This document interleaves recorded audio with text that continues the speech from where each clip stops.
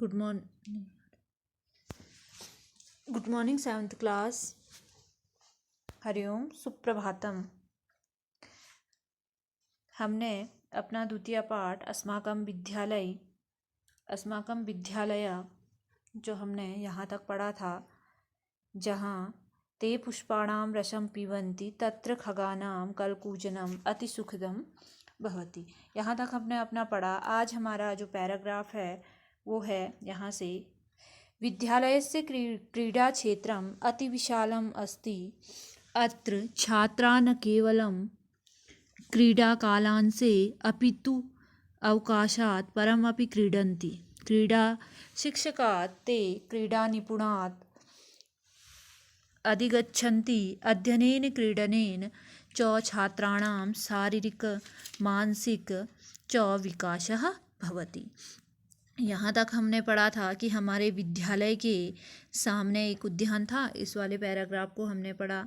आज इसका अर्थ समझ लेते हैं। विद्यालयस्य क्रीडा क्षेत्रम अति विशालम अस्ति। विद्यालय का जो खेल का मैदान है, क्रीडा अर्थात खेल होता है, खेल का क्षेत्र अर्थात मैदान, जो खेल का क्षेत्र भी कह सकते हैं हिंदी अनुवाद में, और खेल का मैदान भी कह सकते हैं। अति विशालम मतलब बहुत विशाल है या बहुत बड़ा है। ठीक है।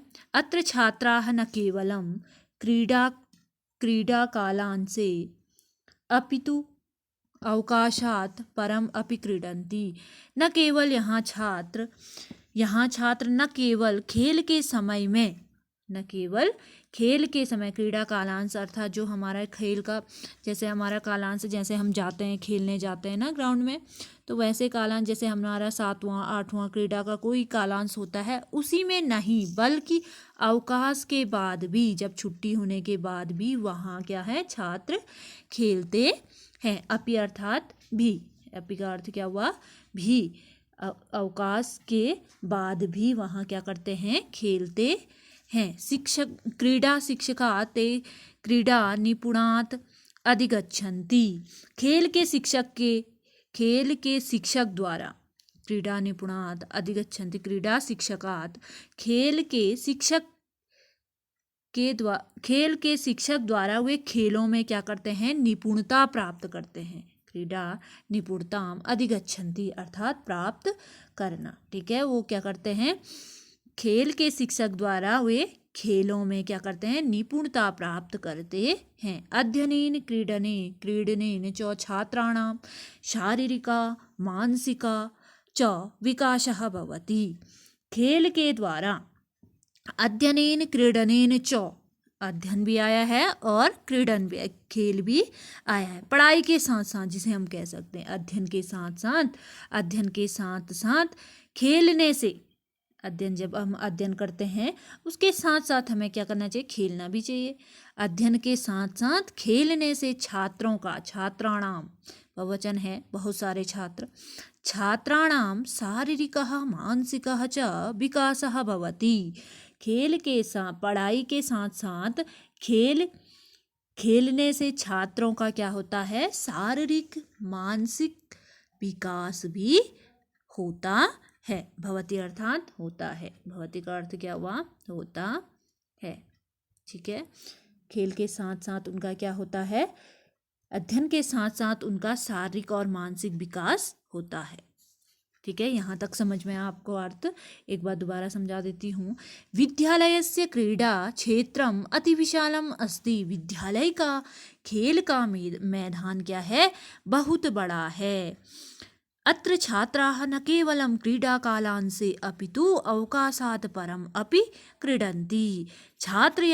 यहाँ छात्र केवल क्रीडा कालांश में ही नहीं, केवल खेल के समय में ही नहीं, बल्कि अपितु अर्थात बल्कि, अपितु का अर्थ हुआ बल्कि। ठीक है। यहाँ पे अपितु आया है, अपितु का अर्थ हुआ बल्कि, अवकाश के बाद भी खेलते हैं। अपि अर्थात भी, अवकाश के बाद भी खेलते हैं। क्रीडा शिक्षकात् ते क्रीडा निपुणताम अधिगच्छन्ति। खेल के शिक्षक द्वारा, क्रीडा शिक्षकात्, खेल के शिक्षक द्वारा, वे, ते अर्थात वे सब छात्र, ठीक है, वे खेलों में निपुणता क्या करते हैं, प्राप्त करते हैं। क्रीडों में क्या करते हैं, निपुणता प्राप्त करते हैं। अध्ययनेन क्रीडनेन च छात्राणां शारीरिकः मानसिकः च विकासः भवति। अध्ययन के साथ साथ या पढ़ाई के साथ साथ खेलने से छात्रों का शारीरिक मानसिक विकास होता है। भवति का अर्थ हुआ यहाँ पे होता है। भू धातु है हमारा ना, भू धातु भवति भवतः भवन्ति भवसि भवतः भवत भवामि भवामः होने के अर्थ में चलता है हमारा भू धातु, जो हमने 6 में पढ़े हैं धातु रूप। ठीक है। विद्याया विनयेन च सम्पन्ना स्वस्थः छात्राः एव समाजस्य देशस्य च सेवां कुर्वन्ति। विद्या और विनय से संपन्न, विद्या और विनय से संपन्न, विद्याया विनयेन च सम्पन्ना, विद्या और विनय से संपन्न स्वस्थ छात्र, स्वस्थाः छात्रा, विद्या और विनय से संपन्न स्वस्थ छात्र ही यहाँ पे एव आया है, एव का अर्थ क्या हुआ, ही। ठीक है, एव का अर्थ क्या हुआ, ही। स्वस्थ छात्र ही समाज और देश की सेवा करते हैं। समाजस्य देशस्य च सेवां कुर्वन्ति। षष्ठी विभक्ति है, समाजस्य और देशस्य में दोनों में यहाँ पे कौन सी विभक्ति है, षष्ठी विभक्ति है। विद्याया विनयेन च सम्पन्ना स्वस्थाः छात्राः च एव समाजस्य देशस्य च सेवां कुर्वन्ति। विद्या और विनय से संपन्न स्वस्थ छात्र ही समाज और देश की क्या करते हैं, सेवा करते हैं। विद्या ददाति विनयं विनयात् याति पात्रतां पात्रत्वात् धनं प्राप्नोति धनात् धर्मः ततो सुखम्। विद्या ददाति विनयं, विद्या हमें क्या देती है, विनम्रता प्रदान करती है। विद्या हमें नम्रता प्रदान करती है। विद्या हमें क्या प्रदान करती है, नम्रता प्रदान करती है। विनयात याति विनयम विनयात याति पात्रताम, और हम पात्रता अर्थात योग्यता अर्जित करते हैं नम्रता से। जो विद्या हमें क्या देती, पहले नम्रता प्रदान करती है। विद्या ददाति विनयम, विनयम का अर्थ नम्रता। ठीक है, विद्या हमें नम्रता प्रदान करती है और विनयात याति पात्रताम, और नम्रता से हम पात्रता अर्थात योग्यता अर्जित करते हैं। पात्रता, नम्रता से हम पात्रता अर्थात क्या करते हैं, योग्यता को अर्जित करते हैं। पात्रत्वात् धनम प्राप्नोति, और योग्यता से हम धन अर्जित करते हैं। पात्रत्वात् धनम प्राप्नोति, जो योग्यता होती है, जो योग्यता होती है हमारे पास, हम उससे क्या करते हैं, धन को प्राप्त करते हैं। धनात् धर्मः ततो सुखम, उस धर्म के धन से हम क्या करते हैं, सुख की प्राप्ति करते हैं। ततो सुखम, उसी धर्म के धन से हम क्या करते हैं, सुख की प्राप्ति करते हैं। एक बार दोबारा आपको अर्थ समझा देती हूँ।